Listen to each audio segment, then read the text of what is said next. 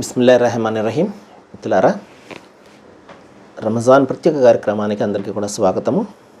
ఈ రోజున మనము మానవులంతా ఒకటే, ఇస్లాం చూపించే సమైక్యత మార్గాన్ని గురించి మనం తెలుసుకుందాం.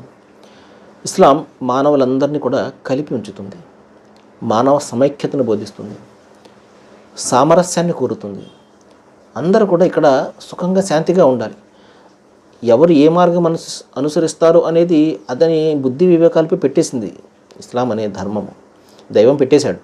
మంచి చెడు, ఏది మార్గము కరెక్టు, ఏది కరెక్ట్ కాదు అనేది క్లియర్గా చెప్పిన తర్వాత ఇక ఎందులో వెళ్ళడం అనేది మనిషి యొక్క బుద్ధికి, జ్ఞానానికి అతనిపై పెట్టడం జరిగింది. ఫ్రీడమ్ ఆఫ్ చాయిస్ అంటారు దీన్ని. ఇస్లాం చూపించే సమైక్యత మార్గం ఏంటంటే, ఒకటి, మానవులంతా ఒక్కటే అని చెప్పేసి బేసిక్ అయినటువంటి విషయం ఒకటి చెప్తుంది. మనిషి తల్లిదండ్రులు ఒకళ్ళే, ఆ తల్లిదండ్రుల నుండి ఒకే తల్లిదండ్రుల నుండి పుట్టినటువంటి వాళ్ళు మీరందరూ కూడా అని చెప్తుంది. ఇంకా ఏం చెప్పిందంటే, మానవుని ఉద్దేశించి మానవుడా అని సంబోధిస్తుంది ఖురాన్. యా అయ్యుహన్నాస్ అంటుంది. ఇంకా అల్లాహ్ అన్న దైవం ఎవరైతే ఉన్నారో ఆయన రబ్బున్నాస్, మానవులందరికీ కూడా ఆయన దైవము, కేవలం ముస్లింలు మాత్రమే దైవం కాదు. ఇంకా ఖురాన్ ఏదైతే ఉందో అది మానవాళి యొక్క మార్గదర్శక గ్రంథం అంటాడు. ఏం చెప్తారంటే, ఇన్న అంజల్నా ఇలైకల్ కితాబ్ లిన్నాసి బిల్ హక్, సర్వమానవాళి కోసము నేను పంపినటువంటి గ్రంథం అంటాడు. ఇంకా ప్రవక్త ముహమ్మద్ సల్లల్లాహు అలైహి వసల్లం వారు మానవాళి ప్రవక్త అని చెప్పడం జరిగింది. ఇంకా మానవ ప్రాణానికి అత్యంత విలువనివ్వడం జరిగింది. అంటే ఖురాన్ సమైక్యత మార్గాలను ఏ విధంగా చెప్తుందో, సమైక్యంగా ఉంచే విధంగా ఏ విధంగా కృషి చేస్తుందో నేను చెప్తున్నాను. దైవం తెలియజేస్తున్నాడు మానవ ప్రాణం యొక్క విలువ. వలా తక్తులు నఫ్సల్లతి హర్రమల్లాహ్ ఇల్లా బిల్ హక్ అంటాడు. దైవం పవిత్రంగా నిర్ణయించిన ఏ ప్రాణాన్ని కూడా మీరు తీయకండి అంటున్నాడు. దైవం యొక్క ప్రాణం ఇక్కడ అతి పవిత్రమైనది. అది జీవి, ఏ జీవి అయినా కావచ్చు, మనిషి కావచ్చు, మరొకటి కావచ్చు. సరైనటువంటి కాజ్ లేకుండా ఎవరు కూడా ప్రాణాన్ని తీయడం అనేది అంత మాత్రం కూడా చేయకూడదు. ఇంకా ఏం చెప్తారంటే, దైవ ప్రవక్త తెలియజేశారు, అన్యాయంగా ఏదైనా ఒక ప్రాణాన్ని తీయనంత వరకు అతను విశ్వాసం యొక్క పరిధిలో ఉంటాడు, ముస్లిం అనిపించుకుంటాడు, దైవ విధేయుడు అనిపించుకుంటాడు. ఎప్పటి వరకైతే అన్యాయంగా ఒక ప్రాణాన్ని తీయనంత సేపు కూడా, అన్యాయంగా ఒక ప్రాణాన్ని తీసినట్లయితే అతను విశ్వాసం లేనట్టే. ఎంత ఖచ్చితంగా చెప్పినప్పుడు ఇస్లాం ధర్మము జిహాద్ అని చెప్పేసి బాంబులేసి చంపేయడము, కత్తులతోటి నరికేయడము చేస్తుంది అని చెప్పేసి చెప్పడము, అది ఎంత దారుణమైనటువంటి విషయం. సోదర మహాశిలారా, సరైనటువంటి సమాచారాన్ని మనము పొందకపోతే ఈ విధంగా అపోహలు, అపార్థాలు చోటు చేసుకుంటూ ఉంటాయి. కాబట్టి సరైనటువంటి సమాచారాన్ని పొందడం ఒక ఎత్తు, సరైనటువంటి సోర్సెస్ ద్వారా సమాచారాన్ని పొందడం మరొక ఎత్తు.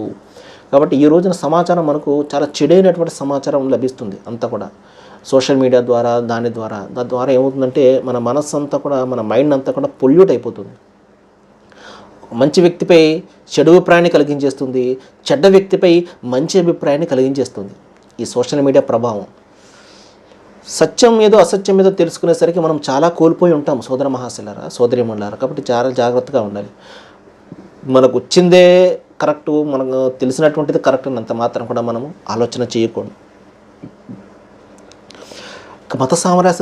మత సామరస్యానికి సంబంధించి దివ్య ఖురాన్ చెప్తుంది, లా ఇక్రాహ ఫిద్దీన్, ధర్మం విషయంలో బలవంతం లేదు అని చెప్తుంది.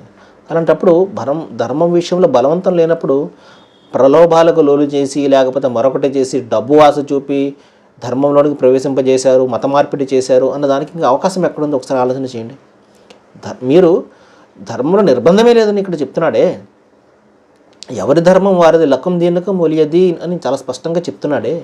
పర్యావసనాన్ని అతను ఎదుర్కొంటాడు, అతని బుద్ధి వివేకాన్ని ఉపయోగించి అతను మార్గం మీద కనుక్కోవాలి తప్పించి ఒకళ్ళు బలవంతం చేయడం నిషిద్ధం అని చెప్పేసి ఖురాన్ అంత స్పష్టంగా చెప్తున్నప్పుడు, ఖురాను లేకపోతే ఇస్లాము బలవంతం మత మార్పిడి చేసింది, కత్తిమలను ఆంచి ఇస్లాంలోకి స్వీకరింపజేసింది అనడం ఎంత దారుణమైన విషయం ఒకసారి ఆలోచన చేయండి. ఇంకా ఏం చెప్తాడంటే, వలా తసుబుల్లజీన యదఊన మిన్ దూనిల్లా, దైవాన్ని విడిచిపెట్టి ఎవరైతే ఇతరులు ఆరాధిస్తున్నారో వారిని ఎంత మాత్రం కూడా కించపరచకండి అని కూడా చాలా స్పష్టంగా చెప్పడం జరిగింది. సోదర ఈ విధంగా ఇస్లాం ధర్మము మానవులందరినీ కూడా మానవత్వం పేరుతోటి సమైక్యంగా ఉంచే ప్రయత్నం చేస్తుంది. అందరూ ఆనందంగా ఉండండి, ఒకరినొకరు సహకరించుకుంటూ ఉండండి. ప్రవక్త ముహమ్మద్ సల్లల్లాహు అలైహి వసల్లం వారు కూడా చివరిగా చెప్పినటువంటి తన హజ్జ్ ప్రసంగంలో ఇదే మాట చెప్తారు. మానవులారా, మీరందరూ ఒకరినొకరు సహకరించుకోండి, ప్రేమించుకోండి. ఇక్కడ ఒకరి అవసరత ఒకరికి ఉన్నది. సాధ్యమైనంతగా ఇతరులకు సహాయాన్ని చేయండి, కానీ వారి మార్గాల్లో అడ్డంకులు సృష్టించకండి, జాగ్రత్త అని చెప్పేసి ఇక్కడ సోదర ప్రేమల గురించి ప్రవక్త ముహమ్మద్ సల్లల్లాహు అలైహి వసల్లం వారు చాలా గట్టిగా చెప్పడం జరిగింది. కాబట్టి సోదర మహాశయులారా, సత్యాన్ని తెలుసుకుందాము. ఇస్లాం ధర్మము సమైక్యతను, సోదరభావాన్ని పెంపొందింపజేసేది, సమైక్యత కోసం కృషి చేసేది తప్పించి విడదీసేది కాదు. ఎవరైతే విడదీస్తున్నారో వారు ధర్మం తెలియనటువంటి వాళ్ళు ధర్మం పేరుతోటి చేస్తున్నటువంటి అకృత్యాలు. సర్వేజన సుఖినో భవంతు. Thank you very much.